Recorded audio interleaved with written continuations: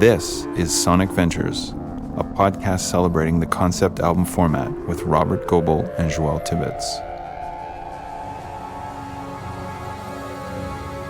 Sonic Ventures is an evolving series of discussions that explore concept albums from a variety of artists and genres. Our intent here is to have celebratory conversations of our personal experiences with selected works and the issues and themes surrounding concept albums. Sometimes, we will be treading familiar waters concerning music interpretation and creation. Other times, we will venture into different places of thought, emotion, and expression. We invite you to join us on our sonic venture. This is Episode 6, The Beatles, Sgt. Pepper's Lonely Hearts Club Band. This conversation was recorded on March 25th, 2022. This is Joël, and there's a lot I would like to say about this conversation. We went down some amazing avenues of thought and feeling, and it was a pleasure to have this conversation with Rob. There was something in particular, though, that didn't come up during the conversation that I just wanted to acknowledge here for a moment, and it's something very personal for me. We do a lot of listening to these albums, and it evokes very strong memories for me of being in university, because when I was studying music composition, that's what you did. You listened to a lot of music, and you also had to have an opinion.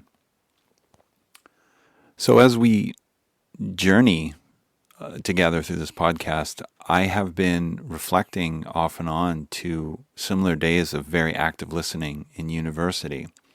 And I'm really enjoying this process because there's a lot of similarities to the university experience I had, except there's not that institution constructed around this process. And because of that, I feel like I'm entering into a different phase of learning as a composer and as a musician because of the active listening that I'm doing. I feel that for myself right now, I'm learning some things. And I say some things because I'm not really sure what they are yet. But I think that what I'm experiencing really carries through with a value that both Rob and I have, which is the journeying aspect of listening to music, to these albums. And so I think that the learning that I'm experiencing is multifaceted. It's not just about perhaps how you would create something or record something or perform something. There's also these very subtle experiential nuances that come up. And so I guess you could say that I'm bringing attention to this now, and I'm going to have more to say about it later.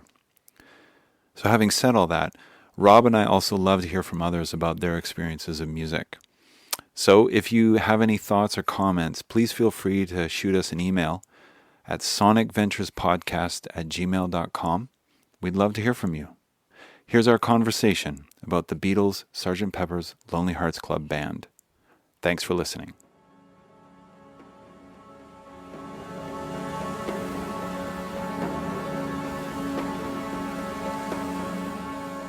Hello, Rob. Hello, Joël. So here we are again. We're at, episode 6 now. Yeah. And today we're doing Sgt. Pepper's Lonely Hearts Club Band, the Beatles. Yes, we are. And seeing as you're part of the reason why we're doing this album. Okay, yeah. It's like, oh no. Well, I mean, maybe we should give a little background. Sure, yeah. So I'm going to speak for both of us, but please stop me if it goes the wrong way. So we did a Love Supreme, and it was a tremendous episode for us, and it was so tremendous that we didn't know where we would go after it. We actually needed a kind of, I guess you might call it, processing and cooling off period after it, just to take it all in. And I mean, I had a great time doing that episode and getting into that album. And so I brought up the conversation with you about what we're doing next, and we kind of explored that a bit, and we found ourselves, I guess one way to put it was looking back at ourselves with how far we'd come with these episodes, and needing to revisit where we started with episode 1, and Right. we talked about the initiatory albums for us with concept albums, and so even though I feel that I can put those points on the line of the chronology of events on the line, I still find it interesting that we're here to talk about Sgt. Pepper, because of its impact for you. Mm-hmm. So maybe that's a good place to start, is just to, how do you feel about doing this album today? Yeah, I'm pretty excited now to do this album today, and the anticipation of doing it, and the joy of revisiting it during the off period of our post decompression from A Love Supreme, and that I feel that this is the time to do this one. Like you, looking back to where we started and sort of reinforcing a little bit that the conversations that we're having about music and about concept albums are building on each other, and they interconnect to the ones we've already had. And going back to that episode where we mentioned both 2112 and Sgt. Pepper as sort of our early first exposures to concept albums, kind of starting point in our young lives. There's that, we talked about those albums, and yet we didn't talk about those albums. Right, which is interesting because they've been set up. Right. Yeah. We've already given our experience, our first listen experience with them. So at least for me, for the sake of time, we have the benefit of not having to really get into it so much. Right. Yeah. We can build on that discussion. Yeah, exactly. Yeah. So for anyone listening, if you want to revisit our first episode 1, you're going to find the second half of the episode is where we talk about Sgt. Pepper. And well, you talk about Sgt. Pepper. I talk about Sgt. Pepper. And it's beautifully surreal. Like I honestly, it would be great if you could say it all again, but quicker. But it would take away from that. So yeah, for sure, check out that first episode to get a little bit more of a background for of Rob's experience. Yeah. But maybe just for now, you could give us like a quick recap, the shortest Cole's notes that you can whittle together. As a very young boy, possibly as young as 5, I'm 5 or 6, I'm not sure exactly on the timeline, somebody for Christmas gave me Sgt. Pepper as a cassette tape, and it was my first ownership of any kind of adult music that was in my hands as mine. And we had a house full of people that Christmas, so tons of adults and other younger cousins and people over. But as a 5-year-old, I was pretty much left alone with it, and I had this cassette tape. And people don't necessarily know this about me, but I've been most of my life, especially in my young life, I was quite an insomniac, so I didn't sleep. Right. And so there I was with this cassette tape and my little realistic tape recorder, and I spent the Christmas holiday sort of off period with this house full of people, sort of a stranger in my own house, listening to Sgt. Pepper all night, like on repeat on my little cassette recorder. And, such was my initiation into adult music and this thing that is Sgt. Pepper sort of, formed neural pathways and receptors to music and thought and experience in me as a young person that, I can only speculate on how important that was for my sort of musical history or my personal history with music. Which is really intriguing to me, because here we are and we're going to delve into it. And that's what I feel like this is one of the episodes where this is the first time I've ever felt like I'm more concerned about your amount of time than my own. Because I really feel like I would like for you to have the time to explore this. And obviously we're doing this together. Sure. The purpose of it. But that's why I wanted the Cole's notes. It's a nice little setup. Yeah, it was a pretty amazing thing. And then the punchline of that was, at some point at the end of that 3 weeks, my cheap little realistic tape recorder totally chewed up and ate the tape. And it was my first trauma of musical trauma. First time I had something that I lost. And, music is a hard commodity to have anyway. Especially at that age. At that age, and back in those days. Yeah. It was a lot harder to get a hold of than now. For sure. And so Sgt. Pepper was lost to me for at least 5 years until my sort of late, 10, 11, somewhere in there, when I bought one of my first adult albums, not the first adult album, but one of them, Sgt. Pepper, to replace it. So, but it was in there. Yeah. So now, here we are. Engaging with this album, and just to give some context from me, the Beatles in my youth were just a bunch of songs. Right. I never experienced the Beatles in terms of their album canon. I had no idea what song went on what album for years, and it wasn't until I was in college that I made the record straight that. Pardon the pun, that this is what's on the White Album. This is what was on Sgt. Pepper. This is what was on Revolver. Right. So for me, the Beatles were kind of like a large body of water, just kind of amorphously moving around. All these songs and even their persona was very obscure to me. And until I was in college, I never went out of my way to really solidify some of that. Sure.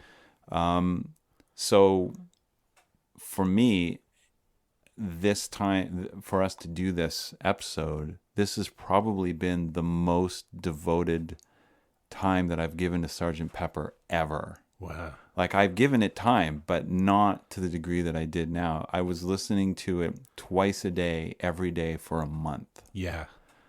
And I'm still not sick of it. So that's intriguing unto itself. And what about you? What's your listening bin of it now? Like you, I've been listening to it on at least twice a day, sometimes 6, 7, 8 times a day for the past month, with the odd day of rest or days to follow tangential sort of music paths from Sgt. Pepper or that preceded it or certainly or I did followed that it. too. Yeah. And like you, amazed at how fresh and dynamic it sounds with every listen. That I'm it's like being on a trip that you thought you'd taken many times before and there was nothing to see out the window. Yeah.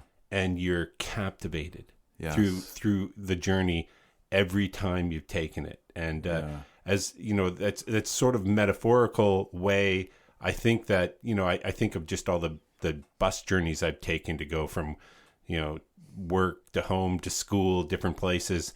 And imagine if I took that attitude into every actual bus trip I took, that, the window, the journey itself, the path out the window was, wasn't something that, oh, ho hum, been there, seen it.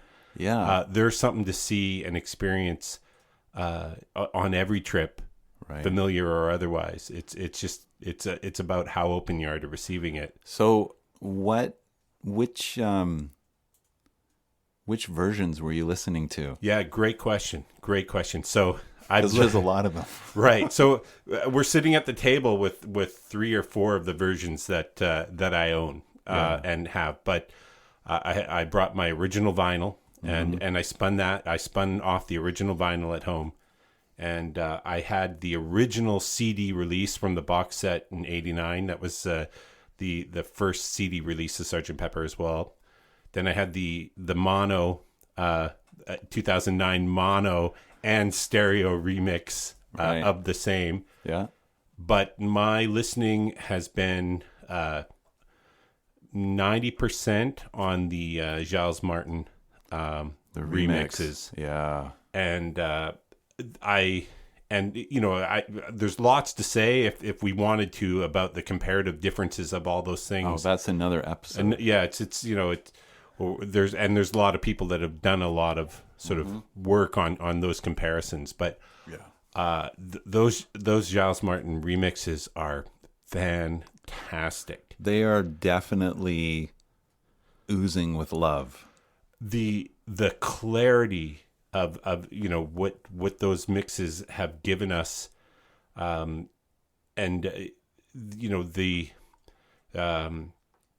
one of the things that the way Beatles had 4 to 8 tracks, right, that they were working with. So we know as a process they would bounce things down, sort of pre-mixed into tracks to free up the other tracks for recording. Which I would like to say, in today's world, bouncing is actually a really wonderful practice still.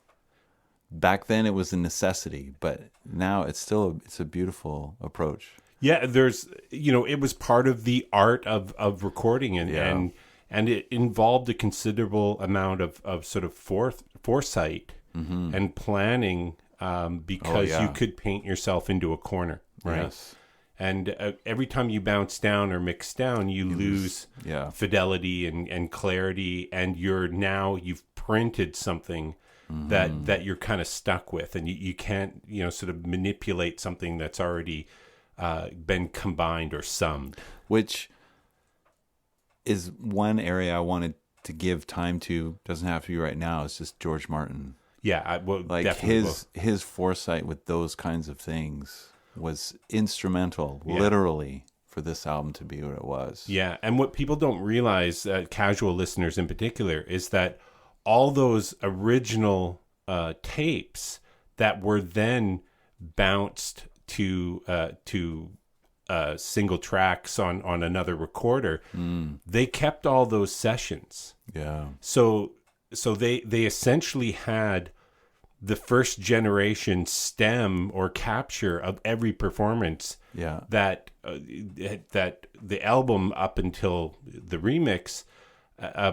had. Just all those performances are already summed together on a track. Yeah, exactly. And so working suddenly, it's like someone gifted them a time machine and an unlimited track recording console and recorder, because they were able to go in and pull those original tracks like off. They could take a tapestry and unweave it, right, clean all the threads individually, and then reset them and put the whole tapestry back together. That's a great It's just and you can really tell. I find that I can tell. I'm very pleased that I can tell with one of my favorite Beatles tracks, which is A Day in the Life. Yeah. With the strings and the orchestration of that and the way it moves through the mix when you're listening to it. I've listened to it on speakers. I've listened to it on pods, on decent headphones. And no matter how I've listened to it, there's this beautiful quality of how the stereo-ness of those string parts just interpenetrate one another. Yeah. It's really beautifully put together. It's amazingly put together. But in terms of the album itself, where are you with it right now? Like, how do you view Sgt. Pepper? Another good question. I'm on a roll today. We're only good questions here, folks.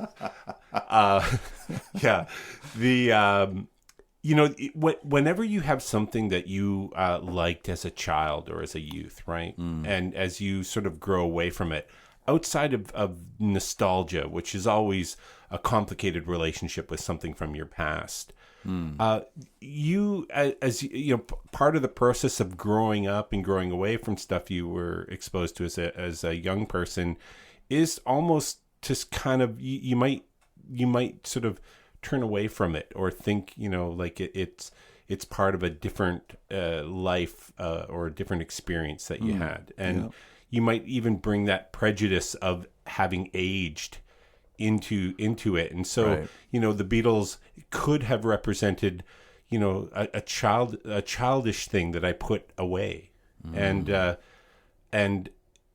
because, and at the same time, because it's the Beatles and because it's Sergeant Pepper, there's an obviousness about it in culturally about what it is supposed to be or has been for people. And when you're trying to be cool, or you're trying to be an individual, as soon as the collective consensus is building about something, equally that can have you turn away from it a little bit and sort of like be suspect of your own likes of it, and a little bit prejudicial of the sort of the mass adulation that has been heaped on it. And so I wasn't sure how I was going to feel about it as I re-listened. And that's really interesting. Yeah, I just, I had to kind of be open to the fact that I've got baggage with this as well, that I've accrued over the years.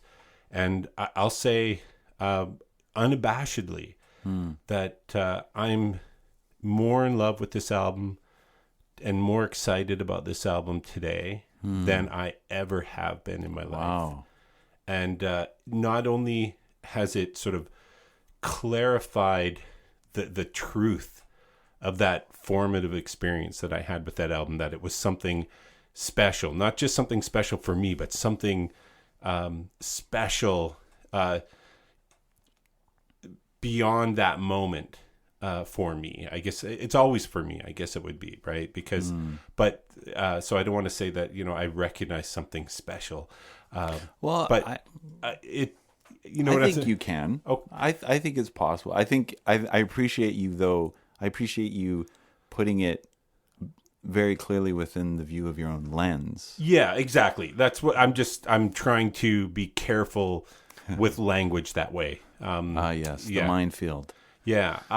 But I'll say it's just unapologetically, I can affirm my love for it with, and the mystery of it.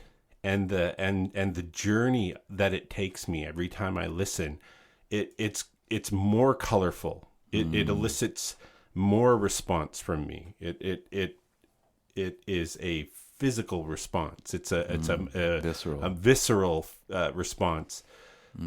It's becoming and very much is. If you ask me now what my favorite Beatles album is, or what my favorite album is, I would have to say Sgt. Pepper, because that is just how I feel. When I listen, like I marvel at how I feel. I'm observing myself listening to that. And, I've talked to two people about us doing this episode.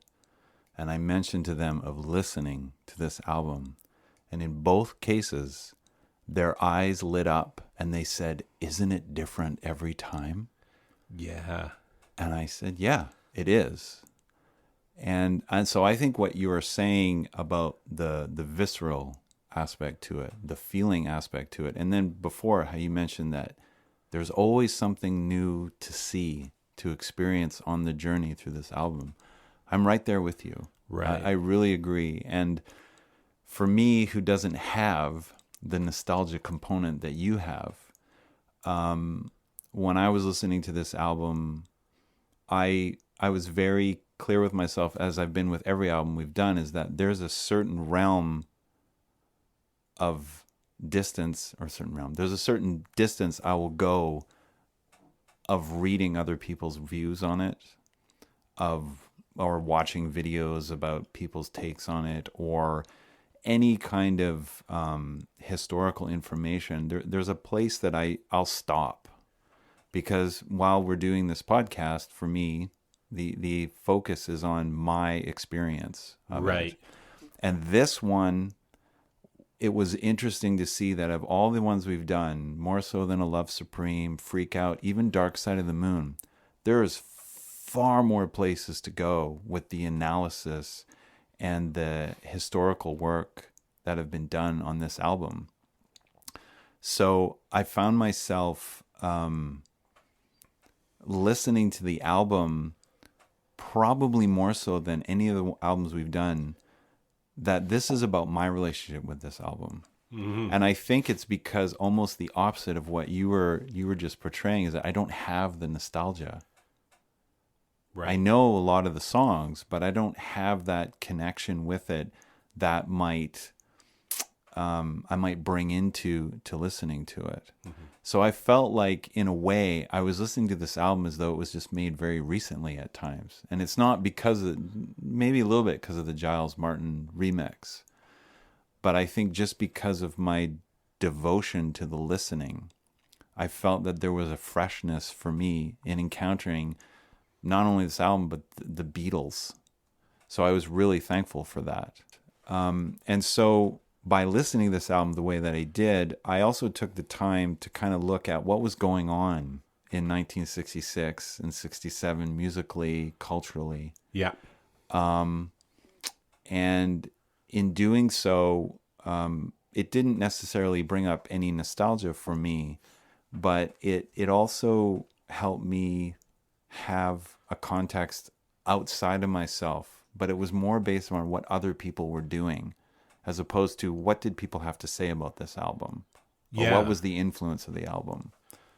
I follow you there. I similarly avoided getting into other people's opinions on the album. But there are certain historical contextual things about the time and just the chronology of time and music. And technology. Yeah. That it's hard not to look at, as part of your understanding of the album. Yeah. But what I tried to do was I tried to keep myself open to the possibility on every listen to surrender my baggage, so that with each successive listen, I allowed the album to be what it was going to be on that listen. And and that experience is newish for me, to be almost, it's almost like an exercise in forgetting, right? Interesting. And we could talk a little bit about Kundera or something and or Nietzsche and talk about forgetting, but like going into the experience and almost like just forgetting everything that had preceded it or all your previous exposures to it, and just allowing it to happen in that moment was something that I found myself doing with these listens. So every car trip was, I didn't know where I was going to go in my head with it, with every listen. But I will emphasize that as part of my listening to this album, I made sure that I listened to the album through. Right. Yeah. Me too. So I did not do very much individual listening of tracks here and there. I would put the album on and listen through. So that experience itself is pretty different and pretty unique to have that kind of time to experience it that way every time. And I did the same thing. It would be the start of often it was the start of some journey, and I would follow it through. Yeah. I didn't go and listen to one track because I needed to clarify something or I wanted to revisit it. If I felt that track, there was something in it I needed to experience again, I had to get there. I had to go through the album, wherever it was in the album. So I did the same thing. So having said that, yeah, there's that question of, well, some people have asked it, is how is this a concept album?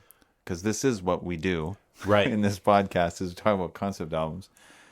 So for you, how is this a concept album? Well, I was going to bring us right back there as well, because you had mentioned like this is like up until this album, Beatles were historically for you a collection of songs. They were Red Album or Blue Album, or songs you heard as just within within the whole collective of music. And, yeah, they're not bounded by an album. Right. They're just songs. And that is one of the things that makes this album quite unique, because the Beatles recording, when they recorded, especially in the UK, not only were albums not universal in their release, in the sense that, you know, they were releasing singles that then had their own life and own sort of musical time relationship with the evolution of them as a band, and albums came out as a collection of some singles and sometimes not, you know, additional songs. So there were, and they were not the same in every market. So the American album wasn't the same as the British album, or the, you know, and it wasn't until coming up into Sgt. Pepper, you know, I think post Revolver or Pepper, that the album itself finally came together, where Sgt. Pepper was released, where universally as the same album, as a thing unto itself in every market, with the same artwork and the same track listings, and, you know, like it was a thing, and that alone was for sort of intentionality, shows the transition, or at least the awareness and acceptance of an album as a thing unto itself, Right. That you could fix, you know, that it was, you know, it fixed in as a product, or as a piece of art. Yeah. That's as a whole entity. As a whole entity unto itself. Yeah. Now, that's not to say they didn't also release singles during that time period. I have an interesting question about that, but we'll get to that. Sure. You know, Penny Lane. Yes, and Strawberry Fields. Yeah. But it wasn't that they were left off the album, you know, per se. But they weren't they weren't the album. So the Beatles were still in their creative process, still recording and releasing things. But for whatever reason, the decision was made to make the album the way the album is. And when you ask about what makes it a concept album, so that For you. For me, Yeah. intentionality, and the going back to the Frank Zappa discussion, you know, it's a concept album because Frank said it was, you know, and okay, that you know, That was Lennon's thing. Yeah. I remember reading Lennon talk about that. Did he say the same? Yeah, he said Yeah. it's a concept album because we said it was a concept album. right, yeah, And it was interesting when I read that. because that's exactly what Frank did. Yeah, Yeah. exactly. But so apart from that, let's call it that marriage of time and promotion and technology, how else do you view this as a concept album? Well, I view it as the concept of itself, the concept of, as it was presented as a concept, the Sgt. Pepper bookend, we'll call it, as an album that came to be. Initially, as a kid, I thought the concept was light. You know, it's sort of like I didn't put a lot of weight behind the concept of the Sgt. Pepper concept, other than maybe it was a bit of parlor trickery. You know, it's like, oh, we're gonna do an album and have this sort of fictitious band, fictitious persona, Right. sort of present these albums, and isn't that nice?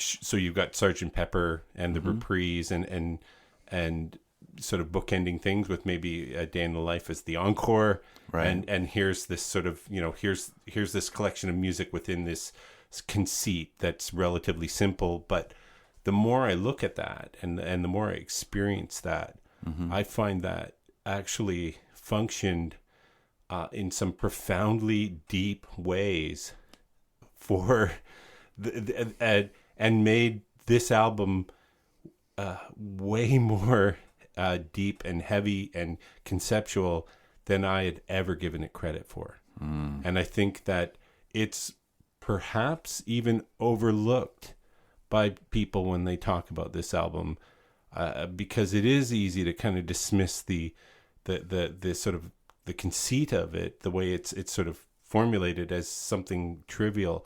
But I actually think that it fundamentally changed.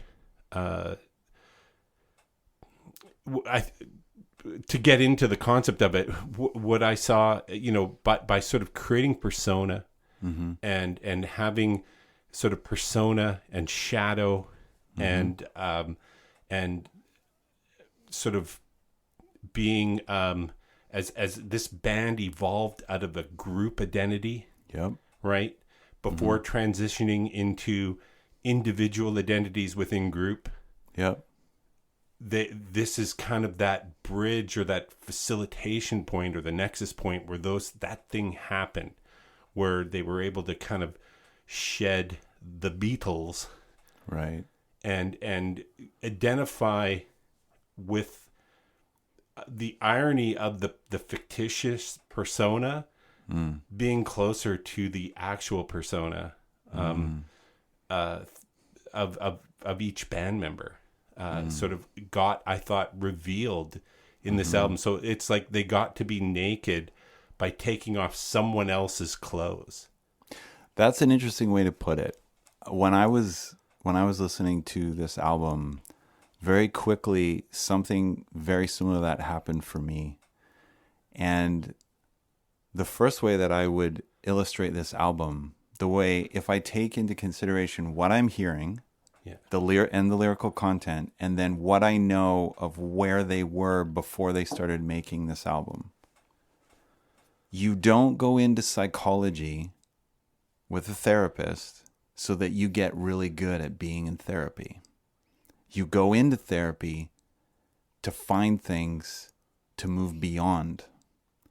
And I feel that Sgt. Pepper persona, that alter ego, initiated something that even the Beatles, like you said, weren't aware of.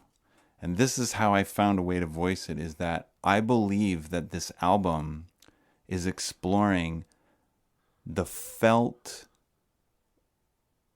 exploration of the concept of self. I think it goes further than just Sgt. Pepper and the Beatles. Every single song on this album, lyrically, questions images and attitudes and behaviors of self. Absolutely, 100% agree. And then, on top of it all, every single track collides with the other in its instrumentation, in its formal elements, in its colors, in its energy, so that you actually are dropped into this imaginarium of self. And Great it's just, word, and by it's the way. Oh, thank you. Yeah. It's just getting spun and spun and spun. Imagine if you took one track from this album and used that as the template for every track of an album. Someone would listen to that and they would be immersed in a sonic state that would have this kind of stability. They didn't do that. Every single track unhinges the next one and dumps you into, how did I get here? Why am I here? And even how you brought up Strawberry Fields Forever and Penny Lane. These are the two tracks that didn't end up on the album because they released them as singles. And then they ended up on the Magical Mystery Tour. Strawberry Fields Forever and Penny Lane are songs by Lennon and McCartney, respectively, about their childhood. That's one of the first places you go when you look at where you are. You look at, where did I come from? And in both cases, they chose a physical place that they associated with sound. So the whole album, and then the other song was When I'm 64, where you have McCartney imagining later in life. I mean, you have the elements of self-exploration, but they do more than talk about themselves. They talk about self, and they do it lyrically and they do it musically. And I feel that some of the comments I've read that Lennon and McCartney and Starr and Harrison had about the album, they're still processing this album. Oh, I think Paul McCartney's still processing it today. Yes. Absolutely. Yes, I think so too. to use that same language, this album is a sort of a self-actualization, right? It's sort of happening, and what allowed it to happen, was it this sort of feint of hiding behind these personas that allowed the self or the shadow of to emerge and sort of thinking that you're inhabiting an alter ego, but really what you're doing is you're laying out the self, you're exploring the self in that moment. I think that this album actually uses the same device that's in A Love Supreme, Okay. and Dark Side of the Moon. So the first track, but it goes further.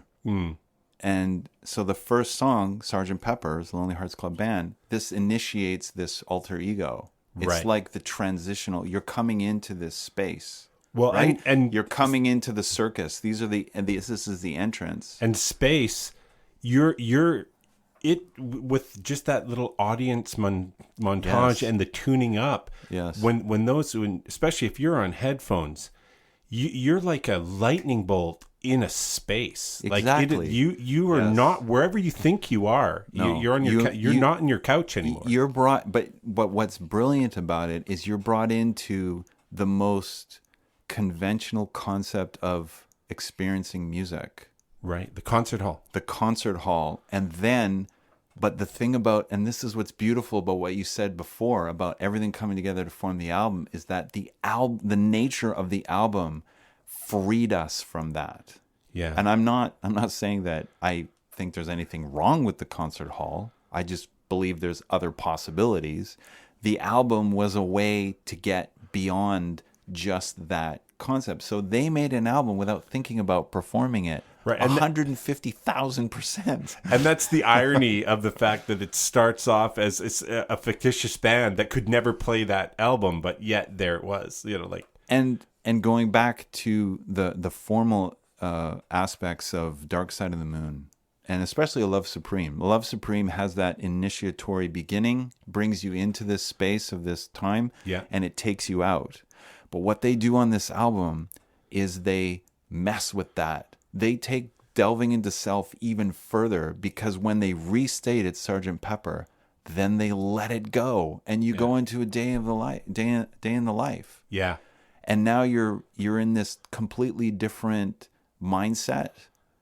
We let Sgt. Pepper go. Where are we now? Right. And I think that there is an important piece to add to this with their explorations of Eastern mysticism, to be incredibly general about it and not to get into the specifics of it for the sake of time.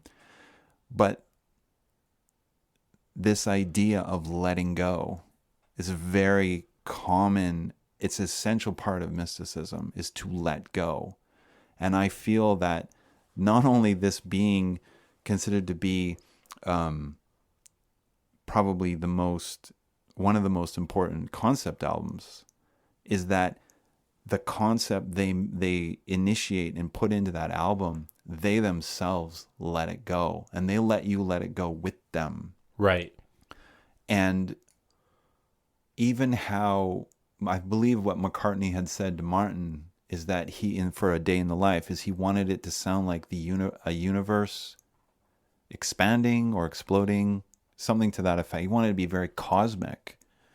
And how when I listened to the Giles Martin remix, if you listen really carefully as that last E major chord comes in, And how long it sits. if you listen carefully on the right side, you can hear someone moving in their seat. You can hear the squeak of the bench, right? And then you have that little tape montage at the end. Right. How could it be any other way? Yeah. Right? So there's immediately letting go and full acceptance. And now, I honestly say, I don't know how far the Beatles were going with this, how conscious they are. We're looking at this the way that we're looking at it. But for me, experiencing this album was very much a really generosity of spirit about feeling the concept of self and meeting it, seeing it, and accepting it, and then also letting go. Because the amount of characters and poetic themes that happen within 40 minutes on this album are very extensive. Every single track could be a concept album. Yeah. Yeah. You're right. Like the amount of characters, the sound, the amount of instruments and the instrumentation and the scope of that. Yeah, just the bigness, the breadth of it. That's one of the things I love the most about this album, is there's a full-on Indian ensemble. Yeah. There is full-on circus music. There's, string chamber orchestra. There's all these beautiful, huge ecological sonic shifts. Yeah. And I have to say the Giles Martin remix of all that integrates it but opens up a clarity of it that's sort of breathtaking, because where the original mono mix, which is something that's really good to listen to, because it does thematically, it really does give you a sort of sense of what those songs would have sounded like for people, and what they were trying to convey through those songs. But you just didn't know how good they actually were, just because some of that stuff was buried and obscured. I also gave time to Penny Lane and Strawberry Fields. I did as well, yeah. Yeah. But I didn't... it was interesting to think about those two, because I thought about them I'm glad they're not on this album. Well, that's interesting. Why? Okay, why is that? Well, I tried to imagine where they would be. I did that too, yeah. And I couldn't find a place for them on the album that wouldn't have been a little bit redundant or exhausting on the album, because I think they're very specific types of songs, right? Mm-hmm. The colors in Penny Lane are probably as vivid as McCartney ever painted. And the trumpet is beautiful. Yeah. And Strawberry Fields, in its sort of dreamscape and where it goes, elements of both those songs already appear on this album. Yeah. And I think they possibly would have put too much weight or focus on those as like apex moments. Well, I get what you're saying. So that's why I couldn't quite find a place for them in my imagination of where they would be on the album. But doesn't it also just hammer home that concept of self? Because they're not on the album. They're on another album somewhere else. Right. On a Magical Mystery Tour.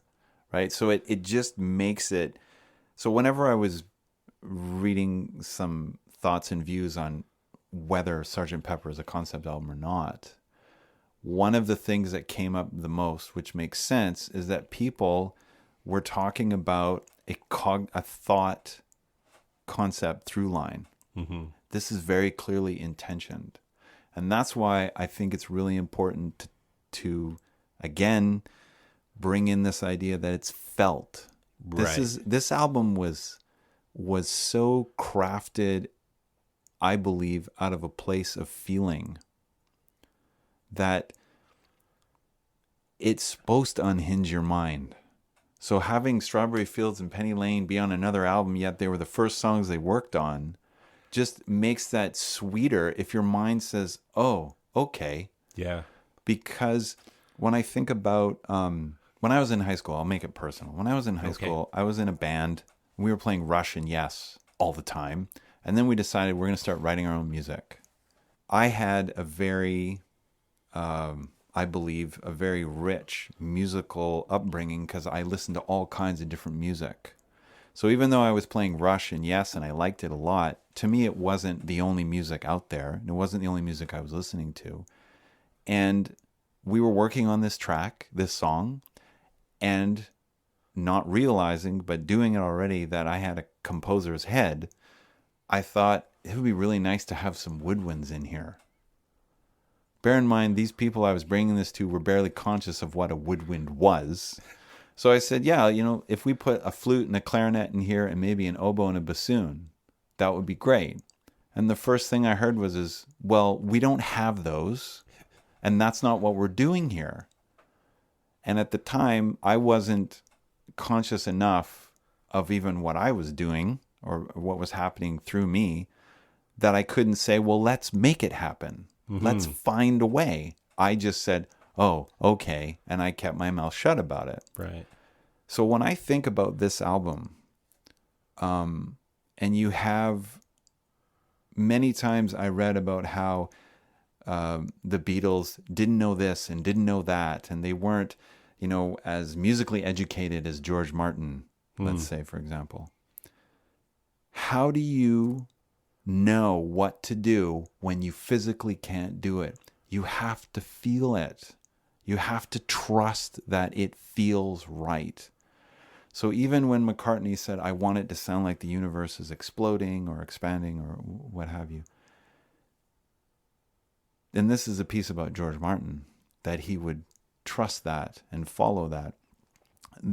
All of these instrumentations and these ecologies of all of these particular songs, I feel so much that the felt knowing of creating them is so palpable. And I believe that that is a lot of what people get when it gives them the sparkle in their eyes when you mention Sgt. Pepper, is that you can feel the feeling of feeling to create something come off this album. I don't feel like the head is really in there. The head, the thinking came in to support the feeling. Right.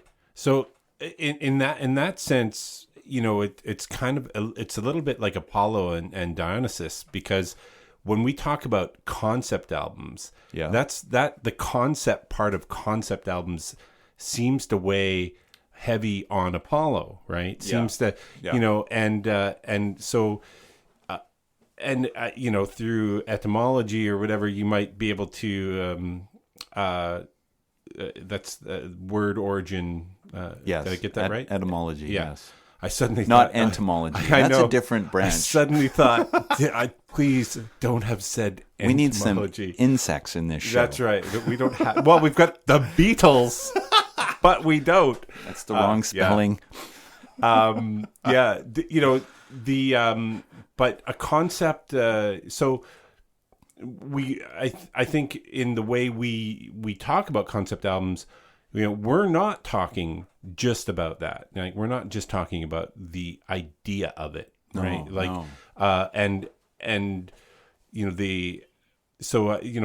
We broaden our understanding of concept albums.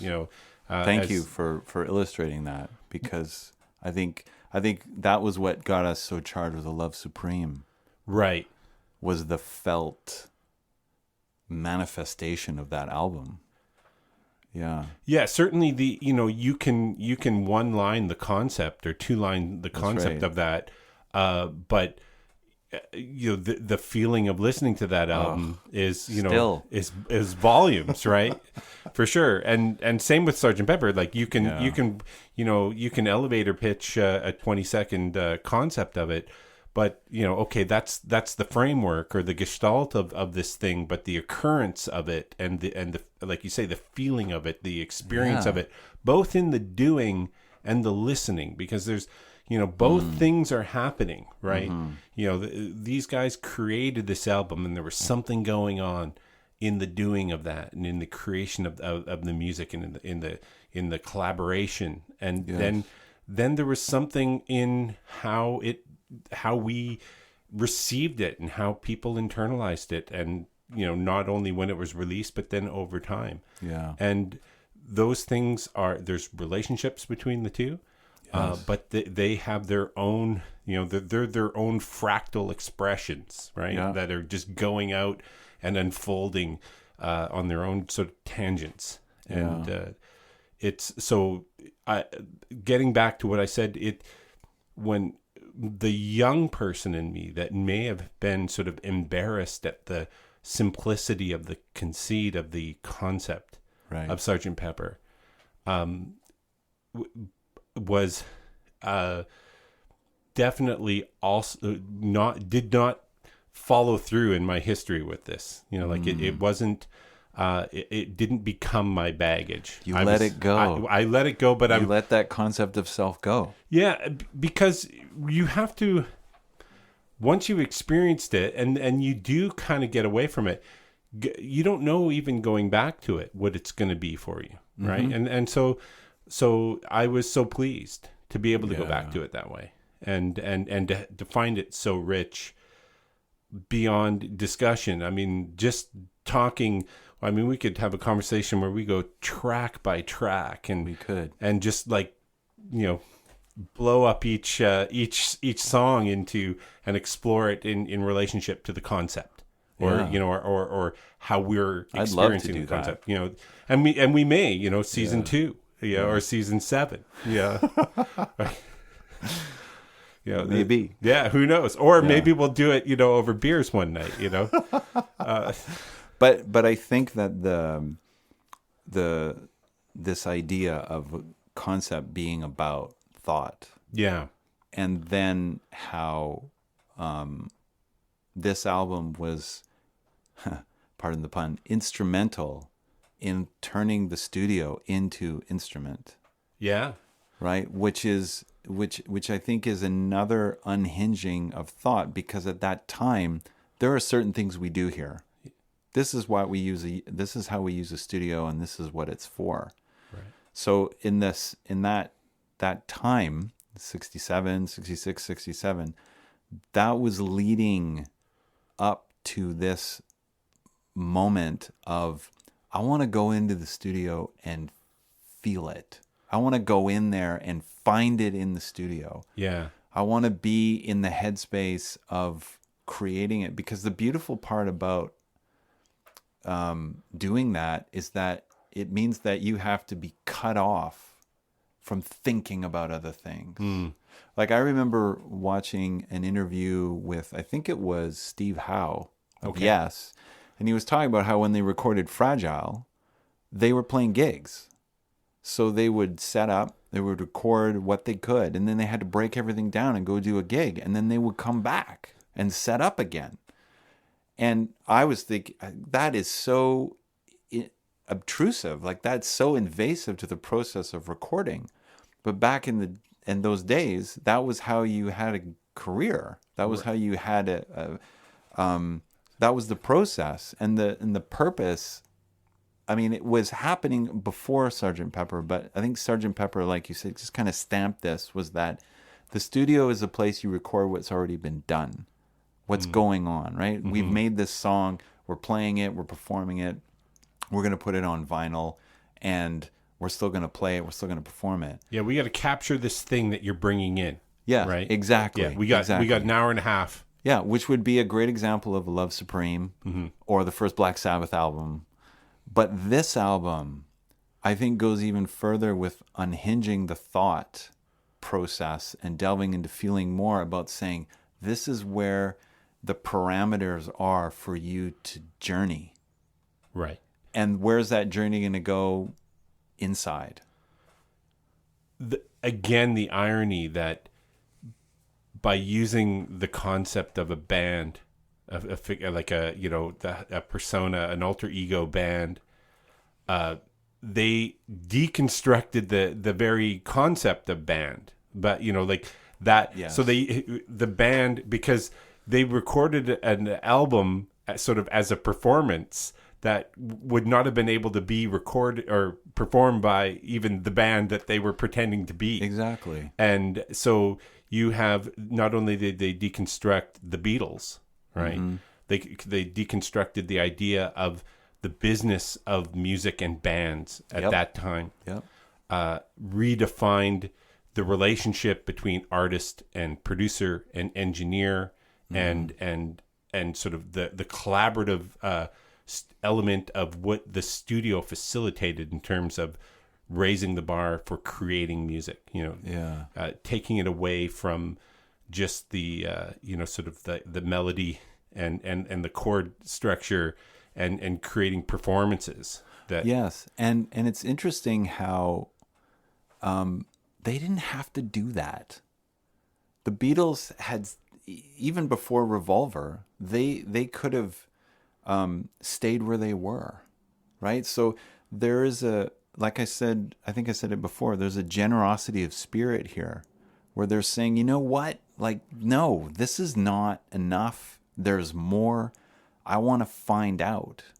And I think that just because of, well, partially because of where they were in terms of their stature, their finances, they had the capacity to say something to the effect of, you're just going to have to find out. And I think that one of the things I thought a lot about when I was listening to this album is I wish everybody had that. I wish everybody knew what it was like to be able, and it doesn't have to be music, but because we're talking about music, I'm going to keep it in that vein. But I mean, for any expressive need, to say, someone's going to say, I will support you just for you to do it. Yeah, just go do your thing. Do your thing, and what it is what it is. Yeah. Right? I think that that was something that came up a lot for me with the Beatles, is I felt this appreciation that they did that, because on the one hand, like you were saying, there's that nostalgia, or there's the, the archetype of what the Beatles are, and that they were this big band. And I know a couple of people who've said that they're pissed at the Beatles because the Beatles get credit for everything. It's like nobody else existed except the Beatles. So how could you be in that position and actually feel creatively free to be you? I can't imagine what it would be like to be in such a place where you are under a lens. Like in Get Back, we've both watched Get Back. They're reading about themselves the next day. Yeah. About things that they supposedly did the day before. How do you move on? And I think that I'm getting a little off topic here, but basically the idea is that for me is I really wish everybody could know what it's like to have that unconditional support. I know that's not 100% with the Beatles. Right. But they had the means to have access to things, to have the time for certain things. Right. And so it's not 100%. Yeah, I'm with you on that. They had the means to push back on the thing that threatened to, we'll call it stymie or suppress or put limits on or kill. What they wanted to do. Yeah. But at the same time, what they had was the other element is the support, the energy, the inputs. It wasn't that there was no stress. It wasn't the machine was moving, but like everyone was moving to help the machine move, right? To help to help the project move. I fully acknowledge. Yeah. But I think that just as we're listening to these songs and we could feel something through them. Yeah.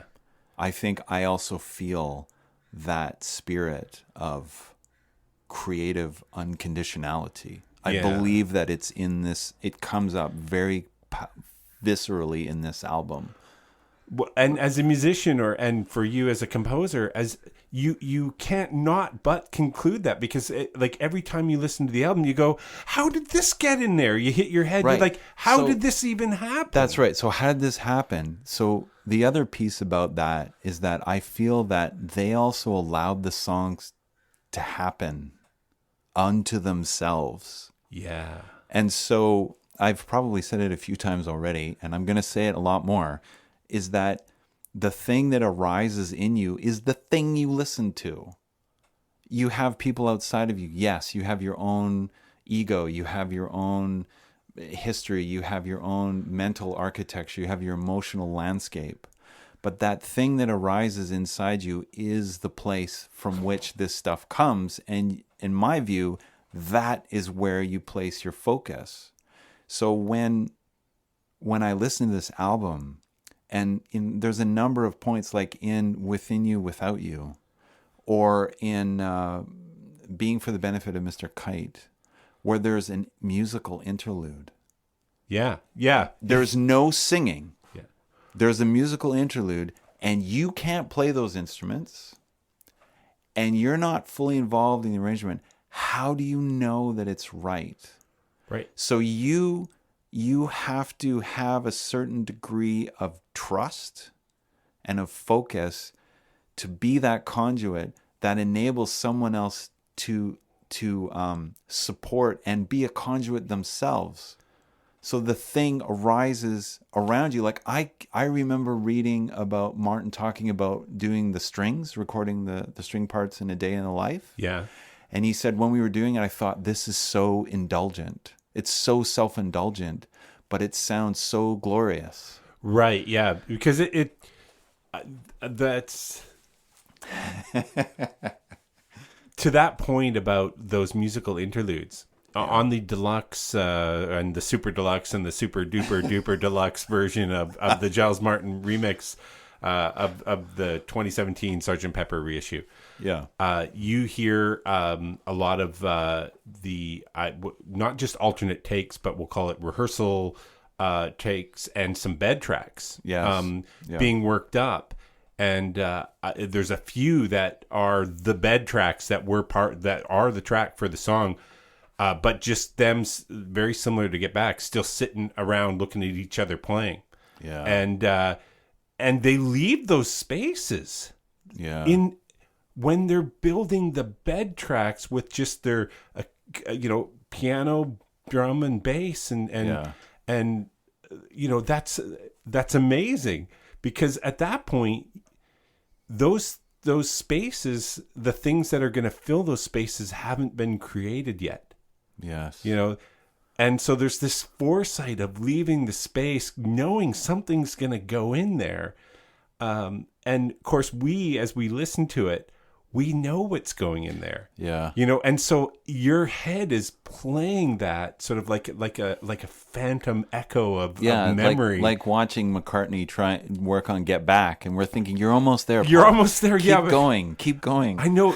And we spoke in an off mic conversation once about that. Yeah. Where I was actually worried for Paul in the moment, in real time, in 2022, that he might screw it up. Like, no, Paul, you're going the wrong way. See, and that's a beautiful indicator of how such a conscientious and compassionate listener you are. It's because you're worried. Yes. Yeah, I mean, lovely. But I think this also connects to what I said earlier about the significance of George Martin, and actually you see it in Get Back. There's a couple moments where you can see his genuine concern for them as individuals and as an organism. And there was tension at that, Yeah, there was tension him. at that time, but that's what made him good. I know, but that was one of the things that made him good, is that he was concerned about where they were inside. And this is a man who saved a record label. Mm-hmm. Like, he took Parlophone. Parlophone, yeah. Parlophone. He took it from when it was just about to collapse, and he revitalized it. And he tried different ways to stimulate it. He did comedy albums. He did, I think he did some classical albums as well. Mm-hmm. And they tried to get a rock component in there. But for him to have all of those skills, an engineer, composer, musician, producer, business, yeah, but then never forget that it's coming out of them. Right. What's inside needs to be acknowledged and cared for and understood as best it can. And, you have mentioned this before about contrasting the Beatles and Elvis. And I really loved how you put this, because I'd never thought about it, where you'd said that Elvis was alone. He was surrounded by yes men. Yeah. But the Beatles had each other.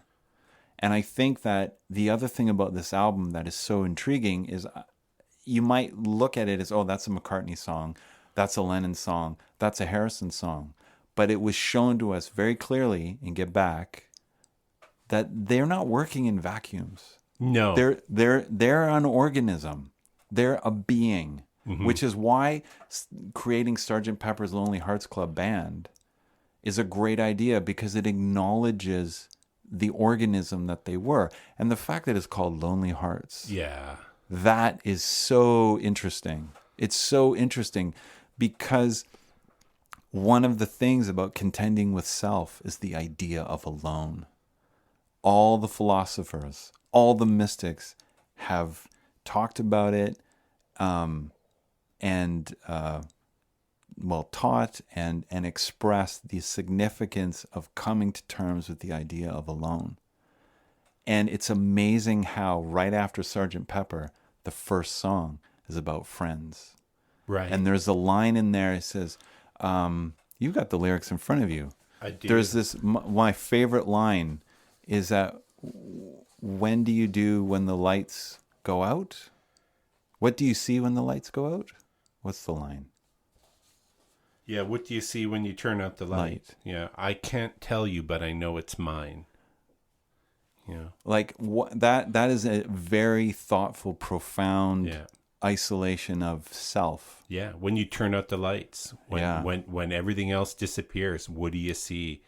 You know, and it's you. Right, and it's that idea of alone. Yeah. Yeah, so that title, Sgt. Pepper's Lonely Hearts Club Band, I had a moment too where I went on a kind of stream of consciousness with pepper. Yeah. Right? Pepper. Oh, wow. It's exhilarating. It's stimulating. It's spicy. It's high energy. It's very yang, right? Sure. Or yang. And so you've got this pepper and then loneliness, lonely hearts. It's just an interesting pairing to put together to invigorate into journeying into this a concept of self, or what's in here, like what's going on inside of me.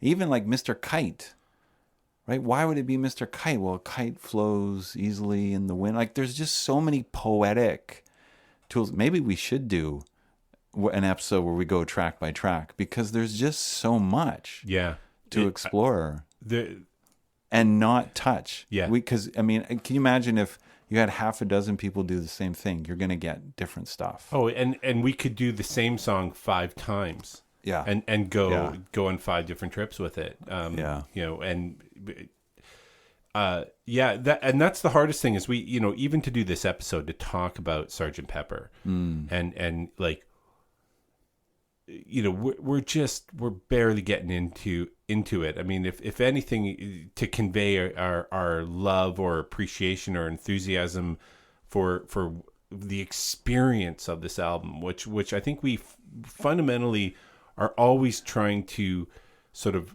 bring into primacy in our discussions and the whole idea of this podcast is that experience this music. Go experience these albums, because the you know, it's that experience which is going to be your thing. You're going to have an experience of some kind with these, and through that on its own for you is transformative. You know, Yes. every experience That's the word. is transformative. That's what this album personifies, Yeah. is transformation. Yeah. Very much so.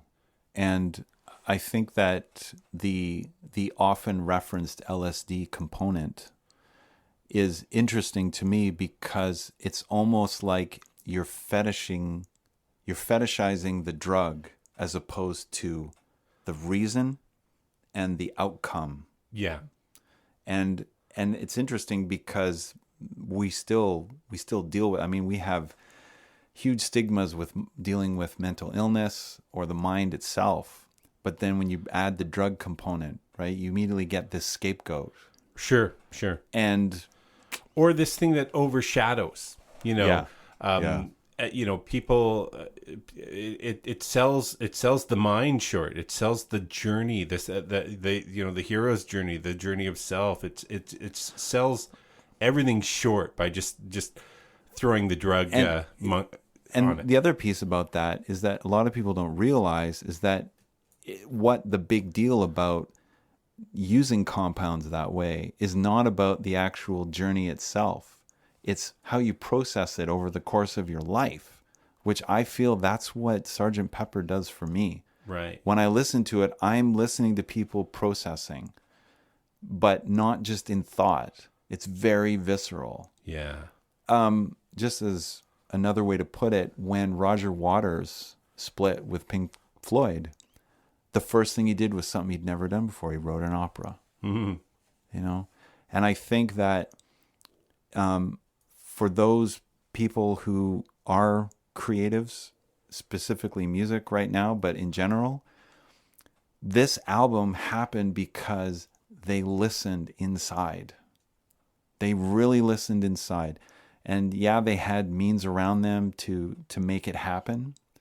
But I think that the journey of making this album, like we said, is something that's still being processed. And that's really powerful. That's really powerful. It's extremely powerful. It's so powerful a lot of people are scared of it.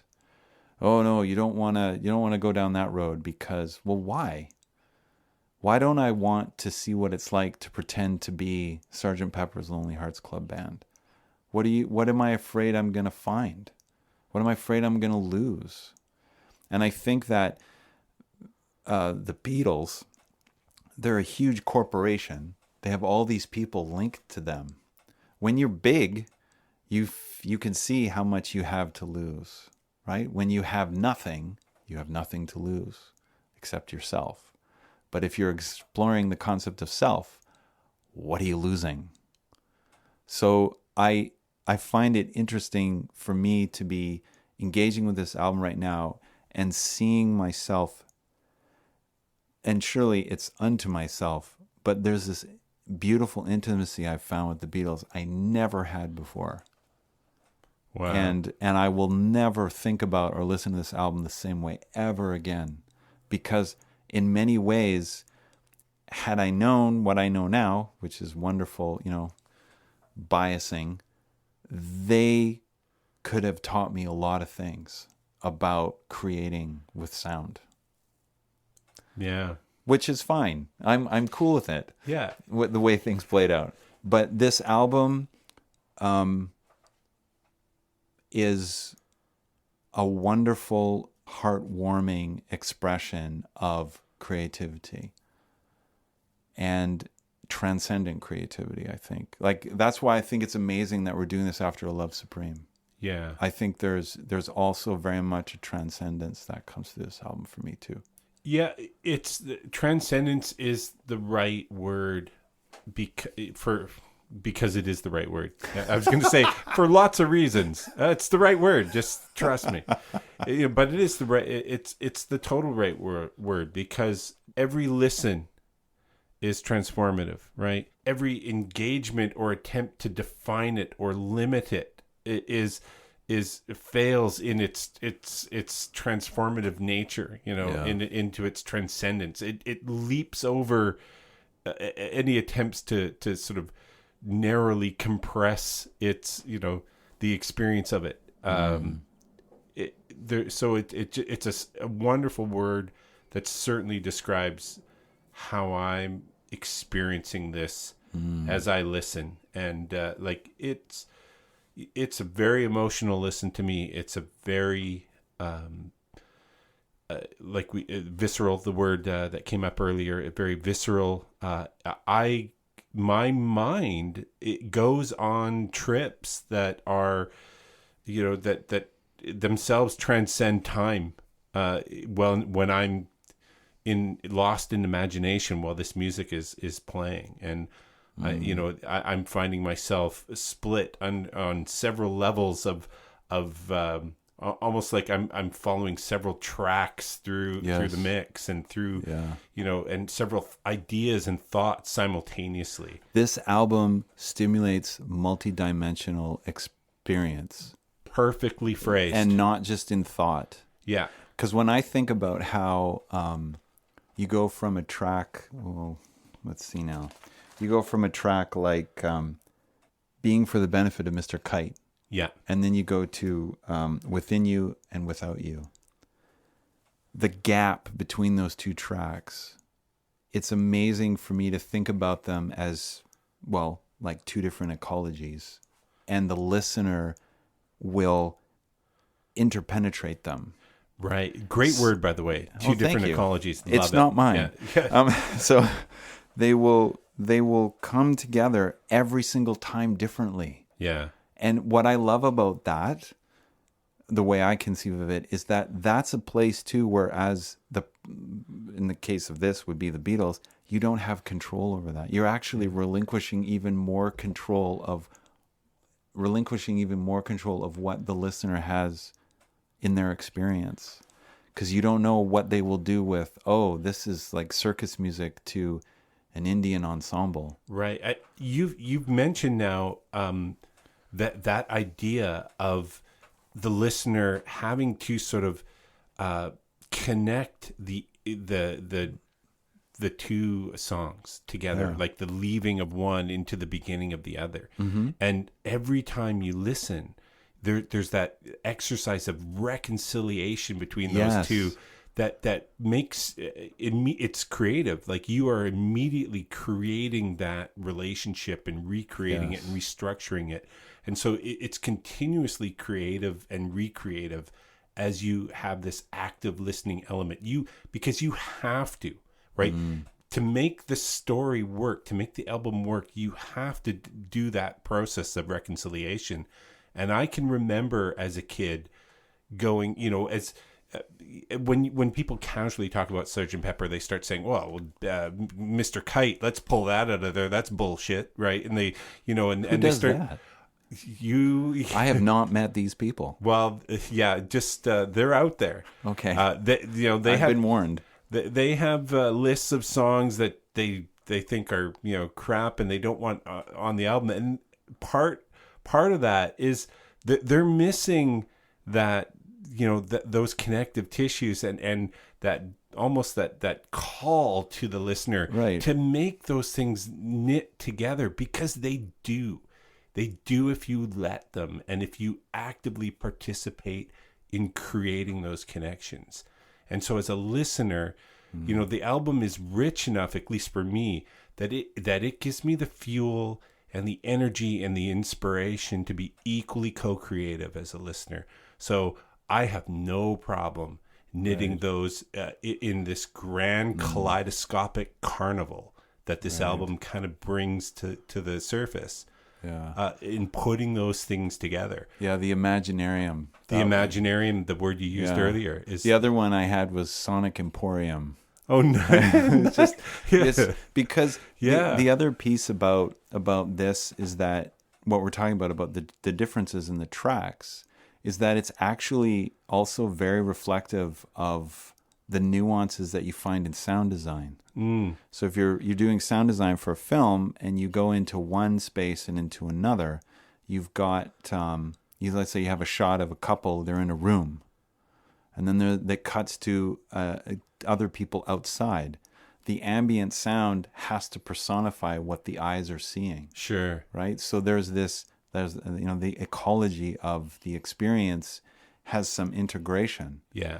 So in this respect, the connect with that is that each track gets treated like a different scene from the same film. Yeah. But it's because there's no visuals. There's no visuals, but the visuals are in your mind. Exactly. You have to create felt. And that narrative is that's where you are the co-creator of, because you're right, the engineering of that and the recording, the production of those transition spaces, with the way those songs knit together. Yeah. There's no roadblocks there. They're perfect. They're perfectly engineered that way. And that's why I feel that this album is so, what's the word I'm looking for? Almost professorial. It's like it's teaching. There's so much to learn from this album that you could go from one thing to another that most people would think, those things don't go together. It's like, are you sure? What is telling you that they don't go together? It's you. Yeah. It's the self. It's your concept of you, your concept of the world. These things don't go together. Right. I'd say to those people, get out of your own way. Yeah, exactly. Because that's what the Beatles did to be able to do this. Exactly. Exactly. So if you as a listener have a problem with Mr. Kite, or She's Leaving Home, or whatever the obvious ones that people people don't like, George's song, Within You Without You. It's beautiful. It's beautiful. It's an amazing song. The lyrics are awesome. When I was a little kid, it was my favorite track. Like that was the track that really captured me. That and Mr. Kite, both like. Well, they're so cinematic. Yeah. Everything on the album is very cinematic. It's very lush. What was it you said about opera? The full meal deal. It's the yeah. This has a full meal deal in it. This has a full meal deal with the coupon for the extra sauce. that it's all there. That's for you, Glenn. It's a beautiful album. Yeah. And we talked about this off mic, about how interesting it is for us to be talking about these albums, and as we go through each one of them, how they form their own community. Dark Side of the Moon, Freak Out, A Love Supreme, and now Sgt. Pepper, and how I feel that is also reflective, just like in the tracks of the album, right? And I find it very exciting how we've come to speak about this album right now, because I think like when we were going to do Dark Side of the Moon, we both had our own respective apprehensions about it because of the history, sure, and because perhaps of what it means for us, and I feel that in a way, we have just recorded our own kind of Sgt. Pepper, in the sense that we had to move through self. At least I did. I'll stop talking about us. I'll start talking about me. I had to move through some things about myself to talk about this album. Yeah. And what I found really, really exciting is that as I listened to the album more and more and more, that got more interesting. When I started to realize that I'm not doing it by myself, we do this together, and also B, that I was imagining what's going to happen, and that works against me. Yeah. Just investing myself in the album every time I do that's what I'm doing right now. And I think that this album is actually got some really nice elements to it that facilitate that, if you allow it, right? Like you said, get out of your own way. Yeah. Yeah, there's something magical, and something there's like a genesis moment with this album. Like this album has a seed. Yes. Agreed. that can. And in the way crystals form, it's like a seed crystal. Just when you said seed, I was imagining sparkles. Yeah. So yeah, I'm there with you. There's a glow. Yeah, for sure.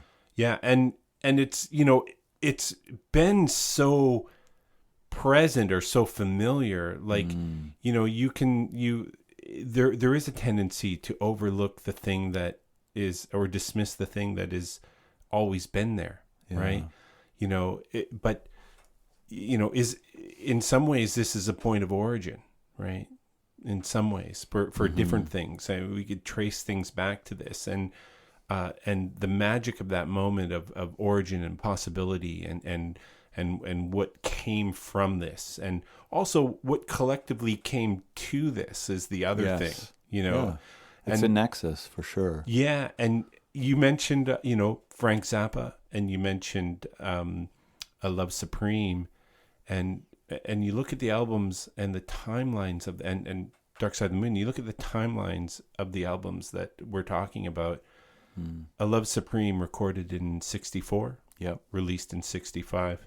Yeah. Sgt. Pepper recorded in 1965, 1966. It was recorded in 1966 because after Freak Out.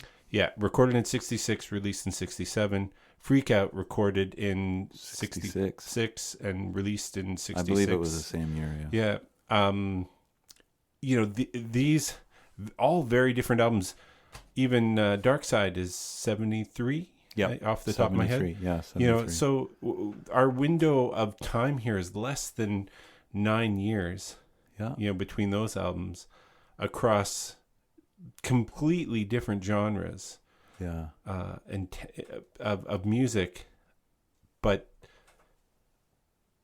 all compacted around this sort of time period. So something was leading to this. Yeah.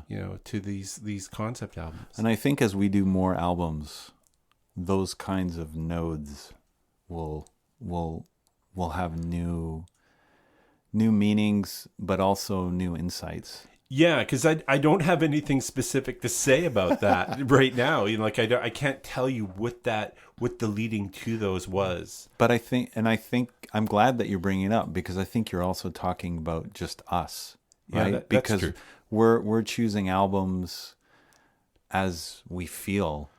We talked about itemizing which albums we would do, but then we very quickly just let that go, because we were more interested in the experience of the albums and letting that lead us to where we go next. So having said that, we're pretty sure where we're going next, but I don't think we'll reveal it. Yeah, in this episode. Yeah, I think we'll leave it for the next episode. Yeah. But I think that's a really nice place to draw the curtain.